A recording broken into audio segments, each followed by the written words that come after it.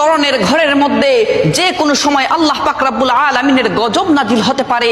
এই 3 ধরনের ঘরকে আল্লাহ পাক রব্বুল আলামিন বড় অপছন্দ করে থাকেন। 1 নাম্বার হচ্ছে যেই ঘরের মধ্যে নারীর আওয়াজ পুরুষের তুলনায় উচ্চ হয়ে থাকে, সেই ঘরের মধ্যে প্রতিদিন 70,000 ফেরেশতা লানত পাঠিয়ে থাকে। 2 নম্বর হচ্ছে যেই ঘরের মধ্যে অন্যের হকের মারা টাকা জমা থাকে আর সেই টাকা দিয়ে সংসার চলে, ওই ঘরের মধ্যে যে কোনো সময় আল্লাহ পাক রব্বুল আলামিনের গজব নাজিল হতে পারে। আর 3 নম্বর হচ্ছে হযরত জিবরাইল আলাইহিস সালাম বলেন, যেই ঘরের মানুষরা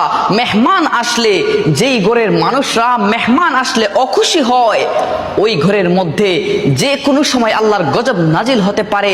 যদিও নামাজ পড়া হয় ওই ঘরের মধ্যে, ফেরেশতারা সওয়াব লেখেন না, নামাজের সওয়াব লেখেন না। নাউজুবিল্লাহ। আল্লাহ পাক রব্বুল আলামিন এই 3 ধরনের বৈশিষ্ট্য থেকে আমাদেরকে যেন